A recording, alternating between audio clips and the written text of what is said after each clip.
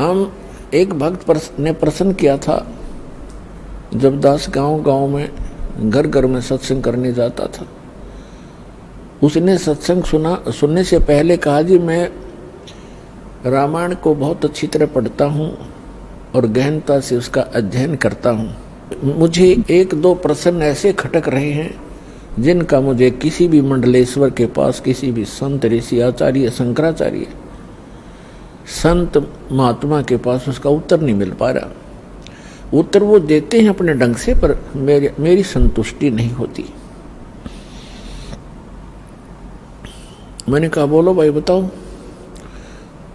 क्या प्रश्न है आपका। उन्होंने कहा कि रामायण के अंदर मंदोदरी जो रावण की पत्नी और विभीषण, उनकी ऐसी वाणी है रामायण के अंदर, उन्होंने जो विचार व्यक्त किए हैं उस राक्षस नगरी के अंदर, ऐसे शुभ विचारों के ये आत्मा कहां से आ गई, इनको ये ज्ञान कहां से प्राप्त हुआ। मंदोदरी कितना समझाती है, विभीषण भी बहुत अच्छे वचन कहता अपने भाई को, ये विचार उनके पास कहां से आ गए। और पूरे श्रीलंका के अंदर कोई बोलनिया नहीं था। और दूसरा वो ये कह रहा था कि जैसे हम सुनते हैं कि समुद्र के ऊपर पुल बनाया, कोई कभी तो हम किसी से सुनते हैं कि श्री रामचंद्र जी ने पत्थर तरा दिए, फिर हम ये भी पढ़ते हैं कि श्री रामचंद्र जी ने 3 दिन तक घुटनों पानी में समुद्र में खड़ा होकर के याद प्रार्थना करते रहे, अग्निबाण से फूंकना चाहा। फिर उन्होंने कहा कि नल नील आपके यहाँ ऐसे भक्त हैं जिनके हाथों में ऐसी करामात है, उनके हाथों से पत्थर भी नहीं डूबते। और नल नील ने पत्थर तरा दिए। कोई कहता है श्री हनुमान जी ने राम नाम लिख दिया पत्थरों पर, वो हल्के हो गए, तैरने लग गए। ये बिना सिर पैर की बात है। मुझे कोई संतुष्टि नहीं मिल रही। मैंने बहुतों से प्रश्न कर लिया, वो भले ही अपनी तरफ से उत्तर देने की चेष्टा करते हैं। मैंने उससे कहा कि पुण्यात्मा, मुझे भी पहला ऐसा हिंदू भक्त मिला है जो ऐसा प्रश्न करने वाला हो, अपने सदग्रंथों में जिसको शंका हो और उसका समाधान ना हो पा रहा हो। अन्य श्रद्धालु तो कोई तो कहीं फंस गए हैं, कोई राधा स्वामी कहीं चले गए, कोई किसी के, कोई सच्चा शब्द सरसाम, उन्होंने रामायण आदि पढ़ने की आवश्यकता नहीं महसूस हो रही। और शेष जो श्रद्धालु वो ब्लाइंड फेथ किए बैठे अपने गुरुओं पर। और एक आप हो जो ऐसी बात कही है जो प्रत्येक ने इस पर विवेचन करना चाहिए था। और इसके लिए यदि मैं आपको उत्तर दूंगा अभी, तो आपकी बुद्धि कैच नहीं कर सकती, क्योंकि आप बालक हो अभी, तो आप इस अध्यात्म मार्ग में प्रथम कक्षा के विद्यार्थी भी नहीं हो। तो सबसे पहले आपने सृष्टि रचना सुनना पड़ेगा। अब रात्रि में मैं सत्संग करूंगा, आप सत्संग सुनना, और वो आपके प्रश्नों का उत्तर उसमें मिलेगा। दास ने पहले मौखिक सृष्टि रचना सुनाई और उसको ऐसा लगा जैसे ये दंत कथा, लोक वेद बनावटी सी कहानी है। फिर दास ने सुनाया ये जो उसके प्रश्न का उत्तर था, तो उसकी वो कथा आपको भी सुनाता हूं। जिस समय परमात्मा स्वयं मुनिंदर नाम से प्रकट थे, उस समय श्रीलंका के अंदर एक चंद्र विजय नाम का एक भाट था।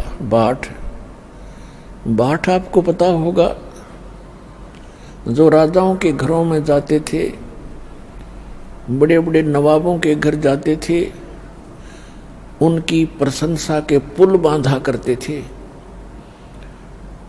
उनको कथा कहानी सुनाया करते थे, उनको चुटकुले सुनाकर उनकी महिमा के पुल बांधकर प्रसन्न करके उनसे कुछ रोजी रोटी प्राप्त करते रहते थे।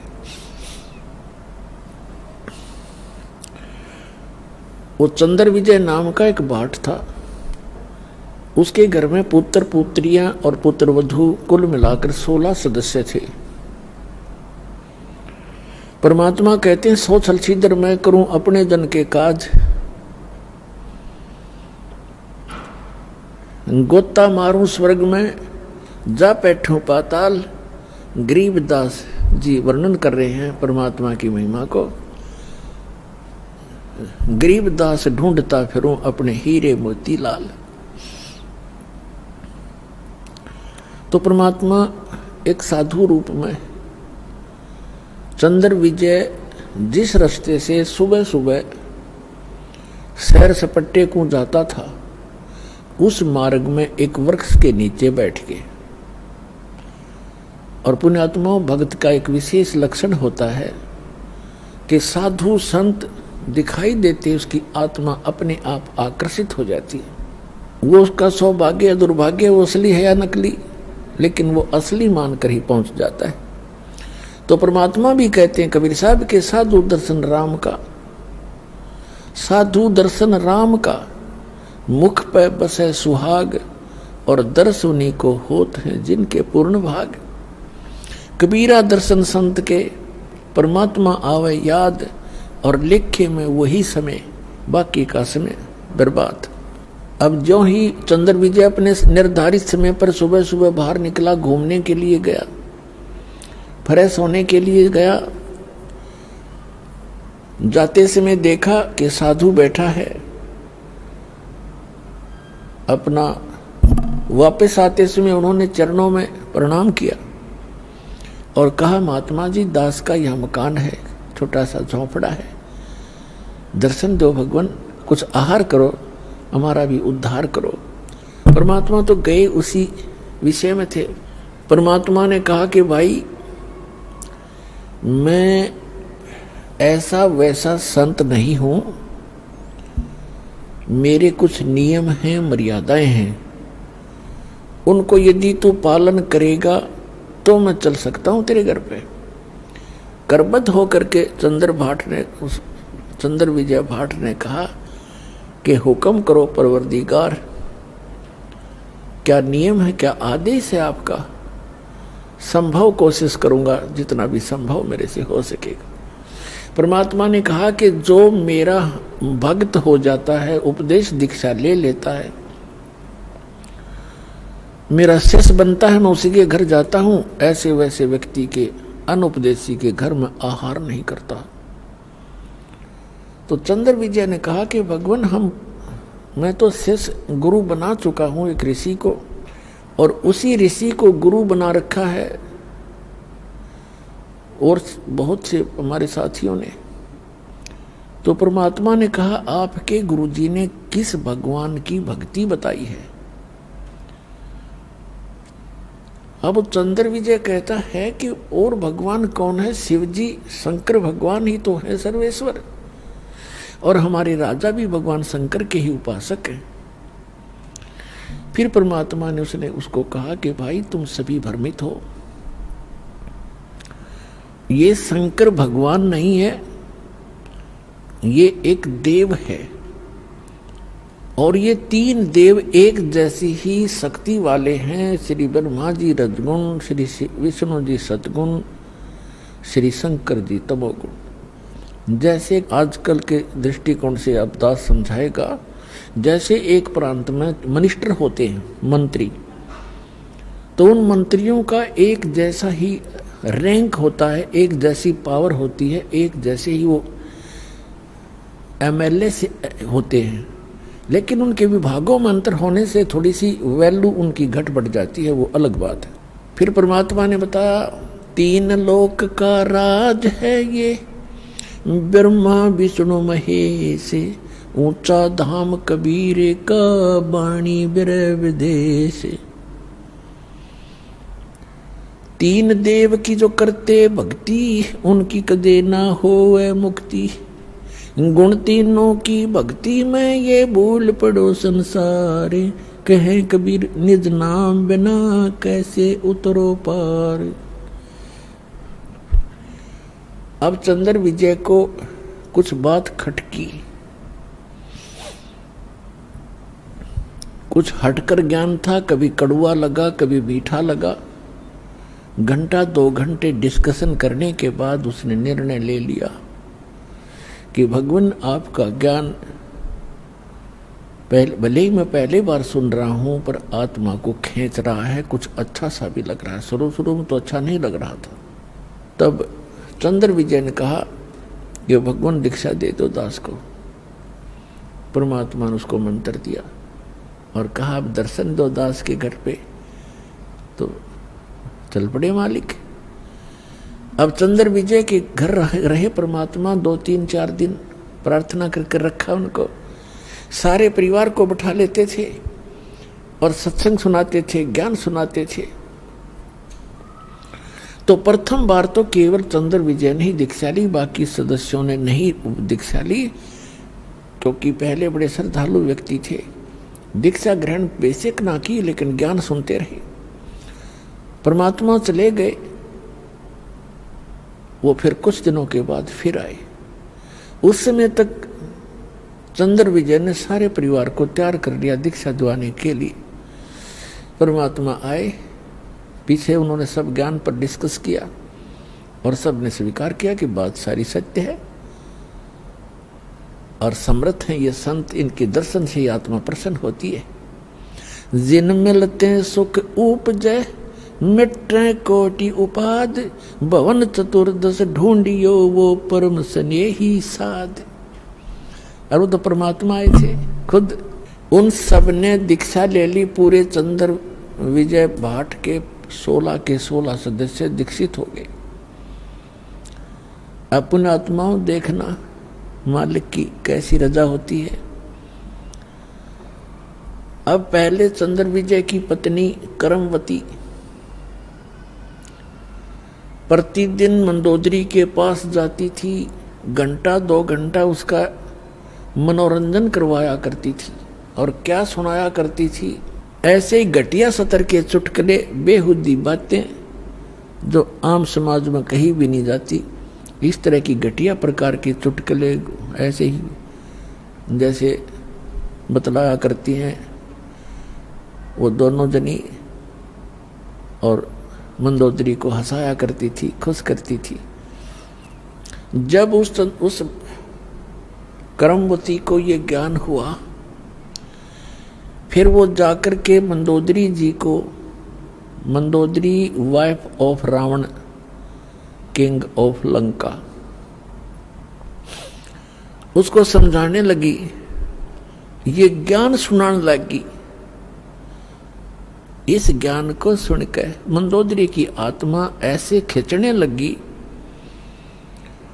और एक दिन ये बोली कि करमवती, तेरे अंदर तो सारा डंगा भरा था, ये बात तू लाई कहाँ से? इतने सुंदर वचन आत्मा को खींच रहे हैं, तो ये ज्ञान कहाँ से लाई? तेरे सत्र का ज्ञान नहीं है ये। और ना आज तक हमने किसी कथा, किसी महाभारत में देखा ना आज तक हमने किसी सदग्रंथ में देखा नहीं, और किसी पुराण में पढ़ा नहीं, किसी ऋषि ने सुनाया नहीं। यूं बता, ये कथा तेने ये ज्ञान सुना कहाँ से? करमवती ने बताया कि हमारे घर पे हमारे गुरु जी आते हैं, उन्होंने ये ज्ञान सुनाया मंदोदरी। अब मंदोदरी ने कहा कि अब के तेरे गुरुजी आए तो मेरे घर बुला के लाना। अब परमात्मा फिर जाना ही था अपने पेड़ पौधों को संभालने के लिए। तो परमात्मा गए तो मंदोदरी, उसने करमवती ने कहा,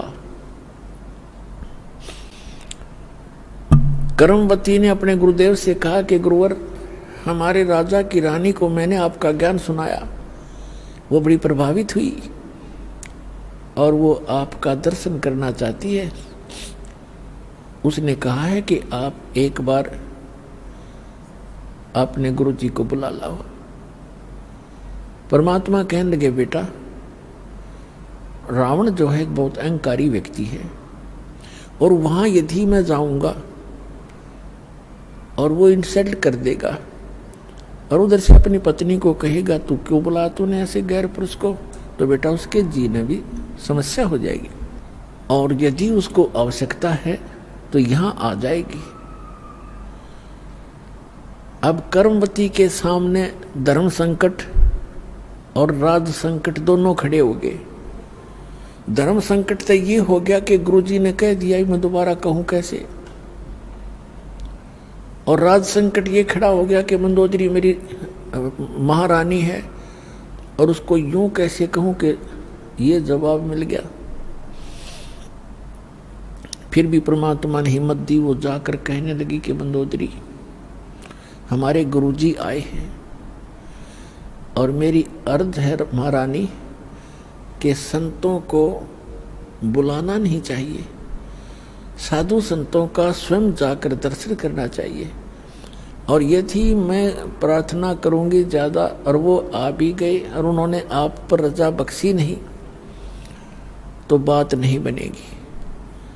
उन्होंने, हमारे गुरुदेव जी ने आपके घराने से बना कर दिया और ये कहा है कि यदि उसको गरज है तो मेरे पास आ जाएगी। तो मंदोदरी कहने लगी, बहन मैं चलूंगी, मैं खुद चलूंगी, मुझे गरज है भगवान की। वो उस अपने नौकरानी के घर आगी रानी, परमात्मा के चरणों में मत्था टेक दिया और ज्ञान ग्रहण किया, दीक्षा प्राप्त की। क्योंकि कर्मवती ज्ञान से पहले काफी परिचित हो चुकी थी और उसने मंदोदरी को बहुत कुछ ज्ञान सुना दिया था। मंदोदरी परमेश्वर मुनिंदर जी की शिष्या बन गई। फिर वो अपने पति रावण से ये कथा ज्ञान सुनाने लगी। रावण कहने लगा, तेरी बुद्धि चल चुकी है, तेरे को किसी गलत व्यक्ति ऋषि ने बहका दिया है। भगवान शंकर से ऊपर कोई शक्ति है, देख मेरे कैसे ठाठ कर रखे, कैसी मेरे को सिद्धियां दे रखी है, सारी सोने की लंका बना ली है। ए मूर्ख औरत, तू अब भी नहीं समझ पाई, किसके चक्कर में फंस गई। मंदोदरी कहने लगी, रावण तू मेरा पति है और मेरा कर्तव्य है तेरे को समझाने का और कहने का, आपका भी फर्ज है मुझे शिक्षा देने का। लेकिन जो ज्ञान मेरे समझ में आया है ये ज्ञान उत्तम है और अपने जो शंकर भगवान है ये समर्थ शक्ति नहीं है।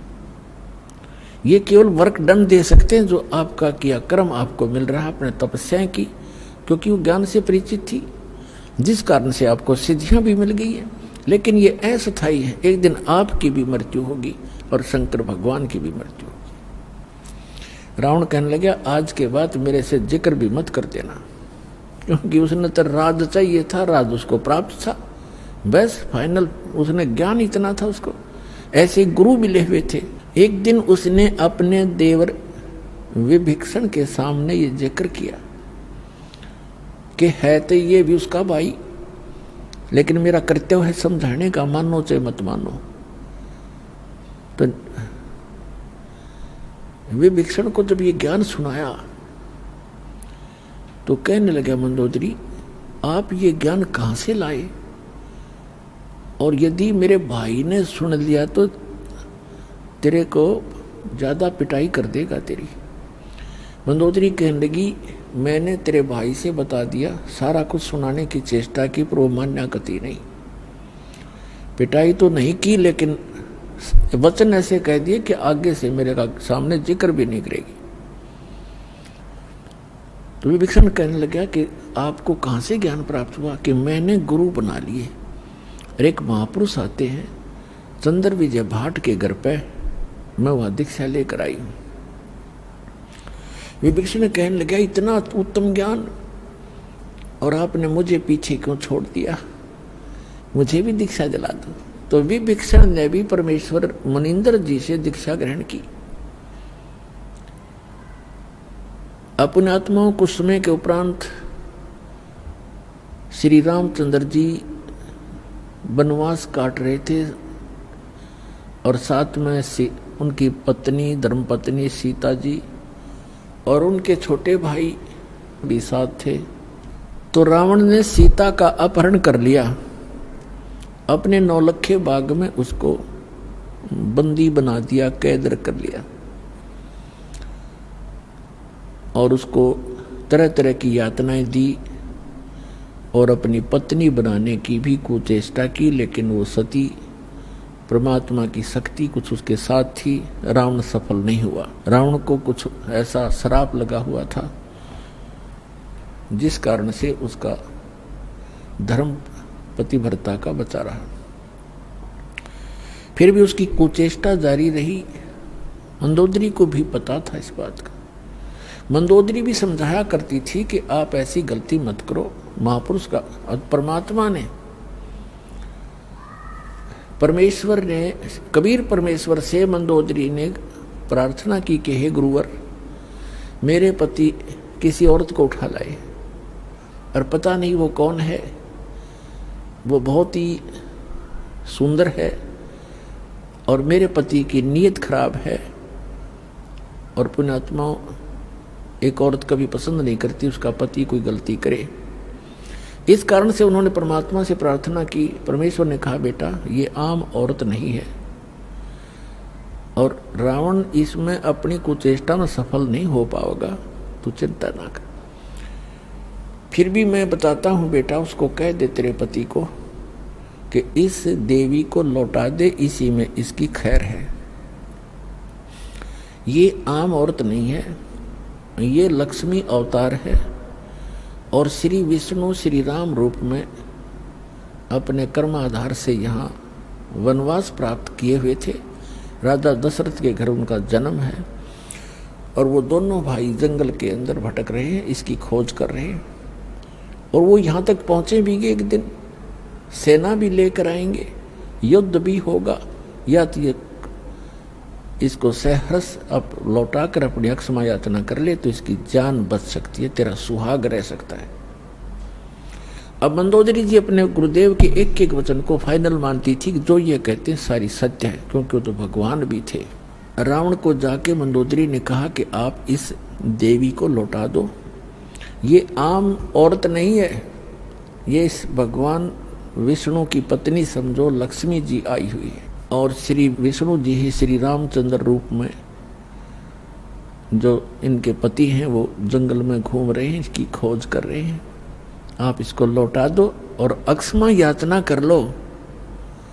रावण ये बात सुनकर ऐसा क्रोधित हो गया, कहने लगा ये मूर्ख औरत, तेरा दिमाग खराब है।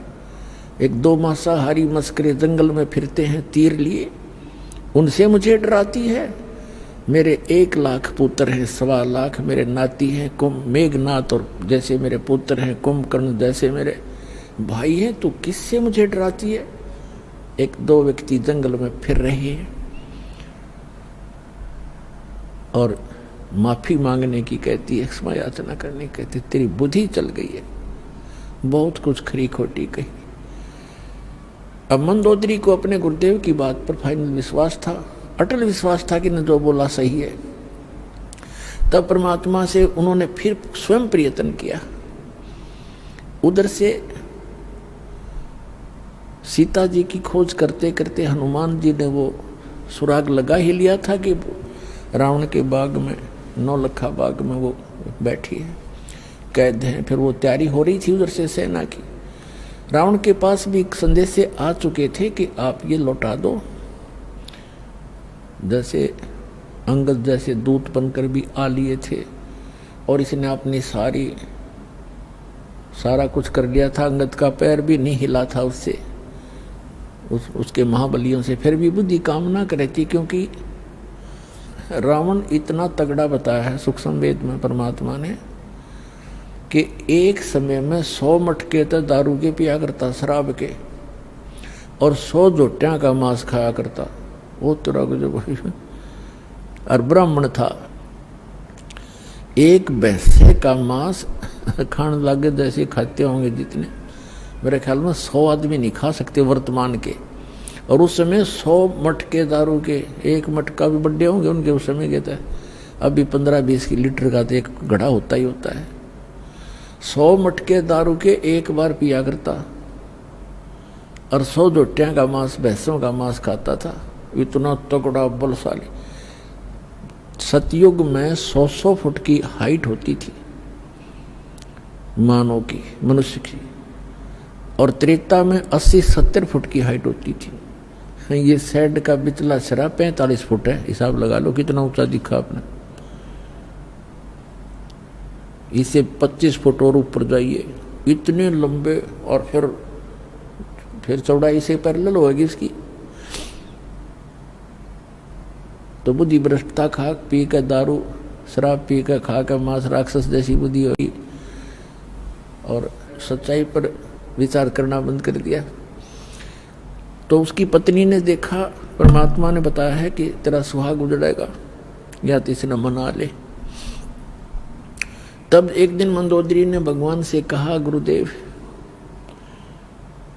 आप कृपा करो, एक बार आप समझा दो मेरे पति देव को, और यदि वो आपकी बात नहीं मानेगा तो मैं उसे न मराए मान लूंगी। आज से ही मैं अपने आप को विधवा समझ लूंगी अगर आपकी बात नहीं मानी उसने।